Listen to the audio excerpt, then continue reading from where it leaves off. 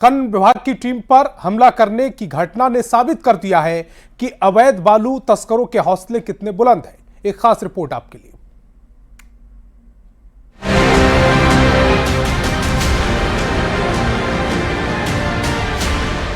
खनन task force की कार्रवाई से बौखलाए अवैध बालू माफिया ने खनन विभाग के 3 इंस्पेक्टर्स पर बेलचा, लाठी डंडे और पत्थरों से हमला कर दिया। छापेमारी के दौरान खनन विभाग के इंस्पेक्टर सुमित प्रसाद, विजय करमाली और बसंत उरांव के साथ 3 पुलिसकर्मी भी थे जो तस्करों के हमले का शिकार बन गए। हमलावरों ने तीनों इंस्पेक्टरों के मोबाइल और लैपटॉप को भी क्षतिग्रस्त कर दिया। इसके अलावा तस्करों ने 2 जब्त किए गए बालू लोडेड ट्रैक्टरों को भी छुड़ा लिया और फरार हो गए। धनबाद जिले में इन दिनों बालू माफियाओं का मनोबल 7वें आसमान पर है। पहले बालू माफिया ने गोविंदपुर के सीओ पर हमला किया था और अब फिर से एक बार बालू माफिया खनन विभाग के 3 इंस्पेक्टरों पर जानलेवा हमला किया है। खनन विभाग के अधिकारियों का कहना है कि अब वे अपनी सुरक्षा को लेकर चिंतित हैं। उन्होंने पुलिस से हमलावरों के खिलाफ कार्रवाई की मांग की है। मामले में सरायढेला थाने में एफआईआर दर्ज कराई गई है। नामजद तस्करों में राजेंद्र सिंह, राहुल सिंह, असीम उर्फ चीकू मंडल और राकेश उर्फ प्रकाश मंडल का नाम शामिल है, जबकि 8 से 10 अज्ञात तस्करों के खिलाफ भी मामला दर्ज किया गया है। हमला के दौरान जो जांच किया गया, जांच में स्थानीय पूछताछ के दौरान हम लोग को पाया गया कि लगभग 4 व्यक्ति और उनके साथ 7-8 व्यक्ति टोटल थे। इसमें 4 व्यक्तियों का नाम आया और नाम सभी पे हम लोग नामजद प्राथमिकी दर्ज करने के लिए थाना आया। हम लोग 3 इंस्पेक्टर थे और 3 जवान थे।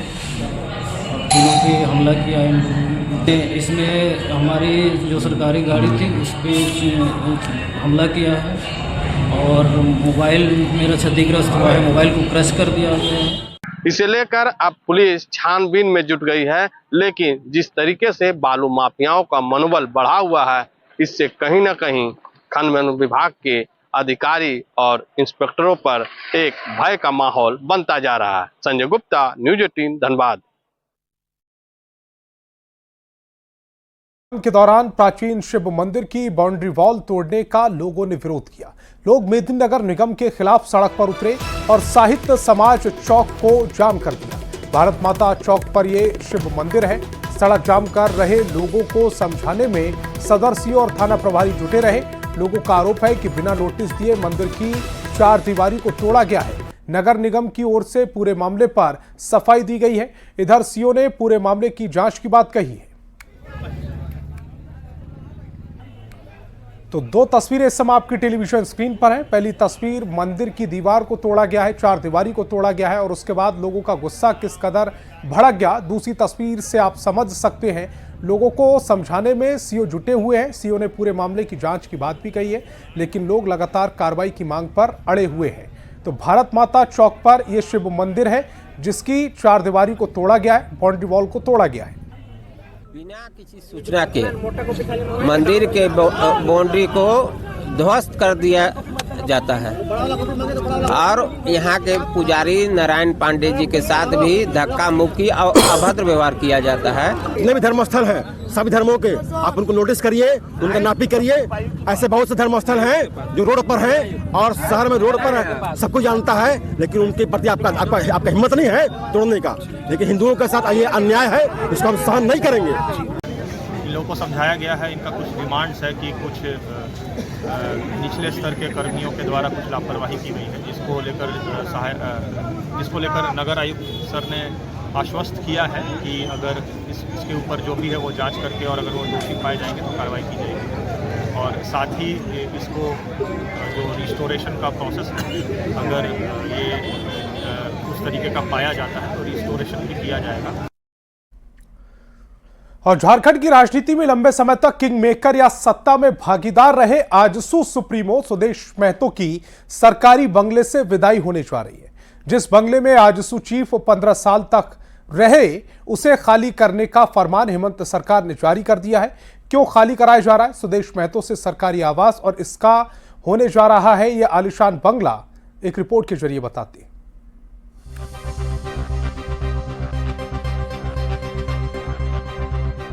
झारखंड में 2 बार के डिप्टी सीएम और आरजेडी पार्टी के प्रमुख सुदेश महतो के सरकारी बंगले से विदाई की घड़ी आ गई है। राजधानी रांची के कांके रोड स्थित आवास संख्या 5 में जहां सुदेश महतो रहते हैं, वो अब मुख्यमंत्री हेमंत सोरेन का नया पता होने जा रहा है। झारखंड की राजनीति में लंबे समय तक किंग मेकर या सत्ता में भागीदार रहे आरजेडी सुप्रीमो के सरकारी आवास में सीएम सोरेन का आवासीय कार्यालय शिफ्ट करने की तैयारी की जा रही है। और ये कोई बड़ा विषय नहीं है, खाली करना सरकार का नहीं है। और पदेन ये दायित्व हमें या फिर रहने का दायित्व विधायक के हैसियत से था और वो हैसियत नहीं रहेंगे तो उसको छोड़ना पड़ता है। मेरे लिए ये कोई विषय नहीं है, मेरे लिए वो छत विषय नहीं है। सुदेश महतो के बंगले में मुख्यमंत्री का आवासीय कार्यालय शिफ्ट होगा। भवन निर्माण विभाग के अवर सचिव ने इसे लेकर पत्र जारी किया है। आदेश में लिखा गया है कि सीएम हेमंत सोरेन के आवासीय कार्यालय की मरम्मत होनी है। जब तक ये काम पूरा नहीं होगा तब तक मुख्यमंत्री का आवासीय कार्यालय अस्थायी रूप से कांके रोड स्थित आवास संख्या 5 में शिफ्ट किया जा रहा है। क्योंकि रिनोवेशन का काम जो मूल कार्यालय है वहां होना है, इसलिए ऐसा निर्णय है। तो ये तो एक अच्छी बात है। जो इंटाइटल नहीं है वो कितने दिनों तक एक बड़े आवास का आनंद लेना क्या उचित है। साल 2009 में ये आलीशान बंगला सुदेश महतो को आवंटित किया गया था। पहले डिप्टी सीएम और बाद में विधायक की हैसियत से सुदेश महतो इस सरकारी आवास में रह रहे थे। लेकिन 2014 में चुनाव हारने के बावजूद आरजेडी सुप्रीमो इसी बंगले में जमे रहे। इस बार फिर सुदेश महतो चुनाव हार गए हैं, लिहाजा जेएमएम का कहना है कि आरजेडी चीफ को इस सरकारी बंगले में रहने का कोई अधिकार नहीं है। जो लगता है सुदेश महतो जी के जो बंगला आवंटन हुआ है उसमें एक बार सरकार को फिर से विचार करना चाहिए, क्योंकि उन पर कई बार ऐसी इंटेलिजेंस की इनपुट्स आई हैं कि नक्सलियों के द्वारा उनके विरुद्ध कोई कार्रवाई की जा सकती है। तो बीजेपी सुरक्षा के लिहाज से सुदेश महतो को इसी बंगले में रहने देने की मांग कर रही है, पर भवन निर्माण विभाग ने बंगला खाली कराने की कवायद तेज कर दी है। अब देखना होगा कि सुदेश महतो इस बंगले से निकलकर कहां जाते हैं। रांची संवाददाता ओम प्रकाश के साथ ब्यूरो रिपोर्ट न्यूज़ 18।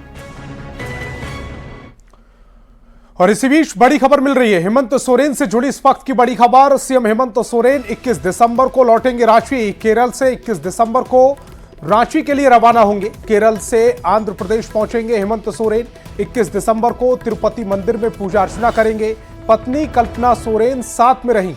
पद्मावती मंदिर में भी पूजा करेंगे। 21 दिसंबर की रात 8 बजे रांची आ जाएंगे। तो केरल से 21 दिसंबर को रवाना होंगे सीएम हेमंत सोरेन। केरल से आंध्र प्रदेश पहुंचेंगे। सबसे पहले हेमंत सोरेन, इस दौरान उनकी पत्नी उनके साथ रहेंगी। 21 दिसंबर को तिरुपति मंदिर में पूजा करेंगे हेमंत सोरेन। पत्नी कल्पना सोरेन इस पूजा में भी साथ रहेंगी। इसके बाद 21 दिसंबर की रात को 8 बजे रांची के लिए हेमंत सोरेन रवाना हो जाएंगे।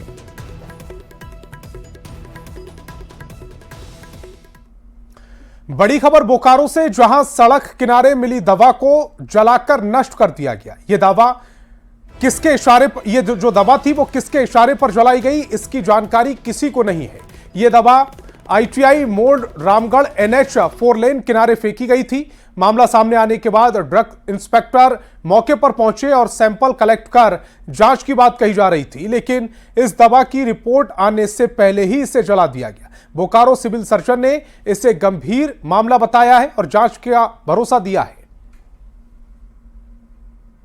अगर एक्सपायर्ड है या इस तरह का मात्रा मिलता है तो उसका एक प्रोटोकॉल होता है, इसे जलाना नहीं है, उसको डीप बरियल करने का है। वो भी एक कंडेमनेशन कमेटी या वो रद्दीकरण कमेटी के द्वारा होता है। अब ये मेरे संज्ञान में तो नहीं है कि वो कहाँ की दवा थी, कौन उसके अथॉरिटी थे उसकी, क्यों जलाया, कैसे जलाया, ये लेकिन दुर्भाग्यपूर्ण है। इसमें जांच होनी चाहिए।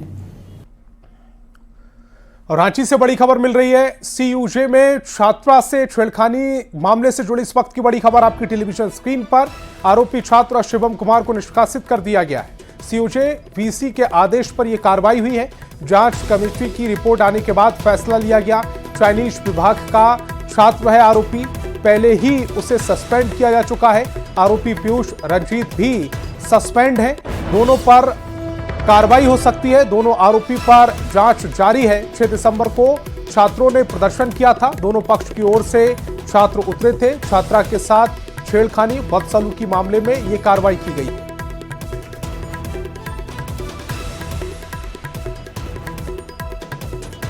खबर साहिबगंज से, जहां भूमि विवाद में दो पक्षों में खूनी झड़प में 2 लोगों की मौत हो गई, जबकि 4 लोग घायल हैं। हाजीपुर दियारा में खूनी खेल के बाद दहशत का माहौल बना हुआ है। पुलिस ने मामले में कार्रवाई करते हुए 3 आरोपियों को गिरफ्तार किया है, जबकि बाकियों की गिरफ्तारी के लिए छापेमारी जारी है। झड़प की जानकारी मिलते ही पुलिस जो थी वो टीम मौके पर पहुंच गई और आगे की कार्रवाई में जुट गई। भूप नारायण रजक के शव को लोगों ने जाने से विरोध जताया, लेकिन एसडीपीओ के समझाने के बाद लोग तैयार हो गए।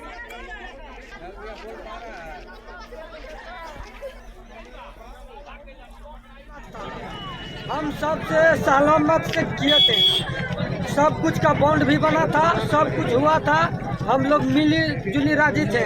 ठीक है, कि बीच में विवाद देखा कि अकेला पा लिया कि सबको मार दिया जाए। जिसके साथ ये विवाद, ये घटना भी हुई है, वो आपके रिश्ते में क्या लगता है? रिश्ते में सतेला चाचा लगते हैं, सतेला भाई लगते हैं। घटना में 3 लोगों की गिरफ्तारी हुई है, मुकेश रजक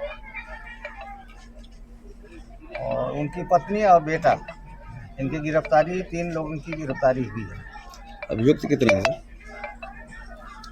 अभी तत्कालीन हमको पता नहीं है, लेकिन जो भी है, अन्य जो बाकी हैं उनको तुरंत गिरफ्तार कर लिया जाए।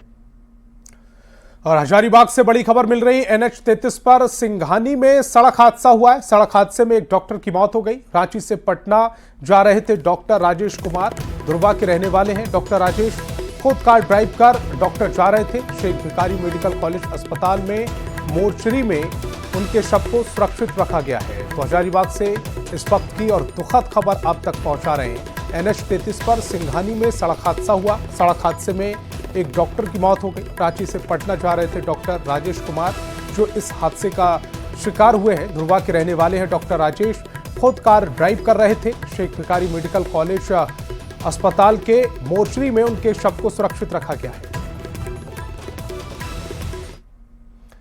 और पलामू के पांकी की रहने वाली नाबालिग के साथ गुजरात के भरूच में दुष्कर्म की घटना को अंजाम दिया गया। इसे लेकर पलामू के साथ ही पूरे राज्य के लोग नाराज दिख रहे हैं। आरोपी भी पलामू के लालगढ़ बिहार का रहने वाला है। घटना के बाद बीजेपी ने झारखंड सरकार पर हमला बोला और कहा कि झारखंड में रोजगार मिलता तो पीड़ित परिवार दूसरे राज्य नहीं जाता। दुष्कर्म की घटना के दौरान पीड़ित के साथ बर्बरता हुई, जिसके बाद पीड़ित की हालत गंभीर है। इस मामले में डॉक्टर ने जान जाने की आशंका जताई है।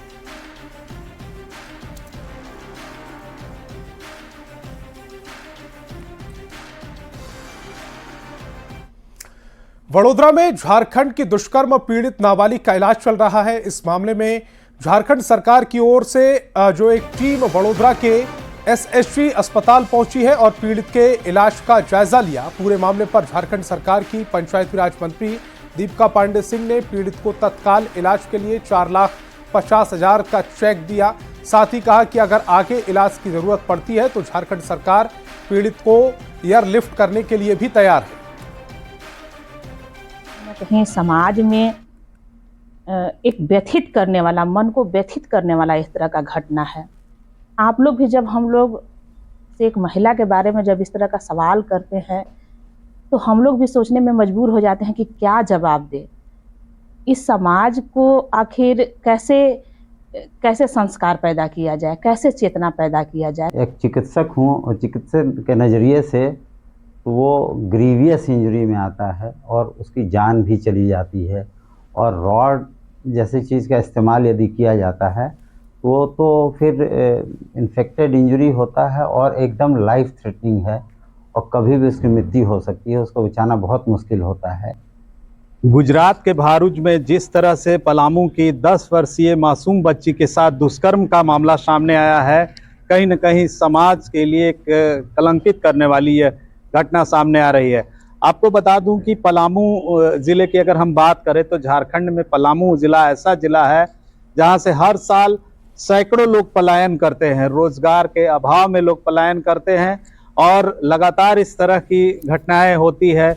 या तो सड़क दुर्घटना के शिकार हो जाते हैं मजदूर, या तो उनके बच्चे परिवार के साथ कुछ अनहोनी होती है।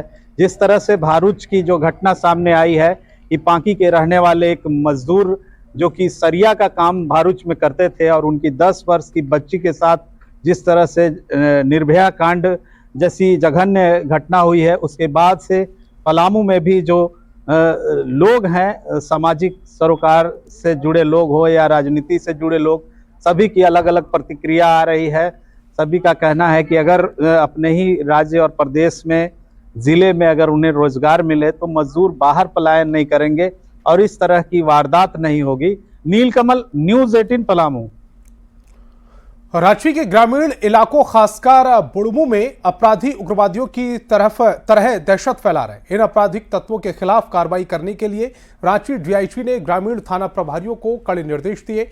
डीआईजी ने इन अपराधियों की पहचान कर उनकी संपत्ति कुर्की का आदेश दिया। साथ ही फरार अपराधियों के घरों के बाहर इश्तेहार चिपकाकर हिदायत दी है।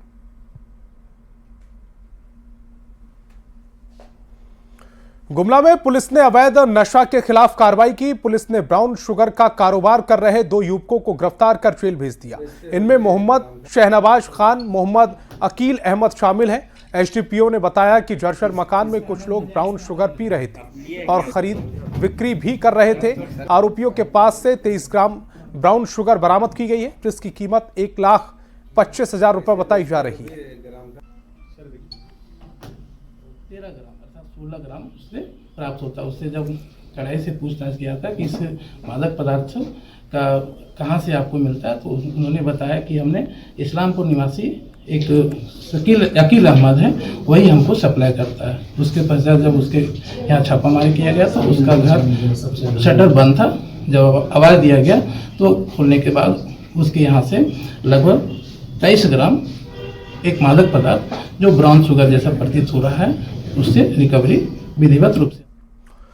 झारखंड कांग्रेस ने बाबा साहेब अंबेडकर के अपमान का आरोप लगाते हुए केंद्रीय गृह मंत्री का विरोध किया है। कांग्रेस विधायक दल के नेता प्रदीप यादव ने इसका नेतृत्व किया। दुमका में रैली आयोजित कर कांग्रेस ने विरोध जताया। प्रदीप यादव ने कहा कि कांग्रेस ही बाबा साहेब के अधूरे सपने को पूरा करेगी।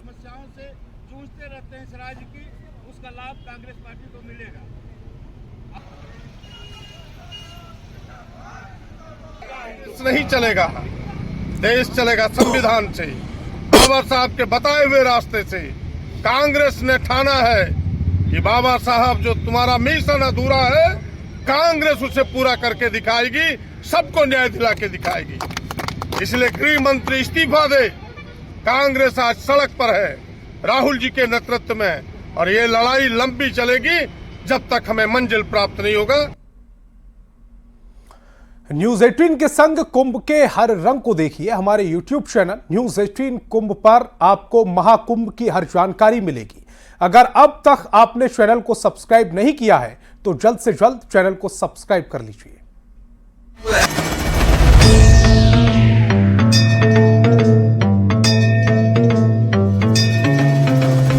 आस्था का ये पर्व है, देश का ये गर्व है।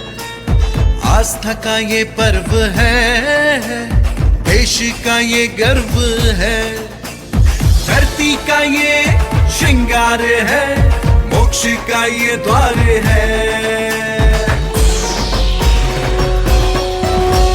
ये महाकुंभ है, ये महाकुंभ है, रम जाओ भक्ति में, अमृत का कुंड है। ये महाकुंभ है, ये महाकुंभ है, रम जाओ भक्ति में, अमृत का कुंड है। ये महाकुंभ है, ये महाकुंभ है। महाकुंभ की सबसे बड़ी कवरेज देखिए सिर्फ न्यूज 18 कुंभ YouTube चैनल पर।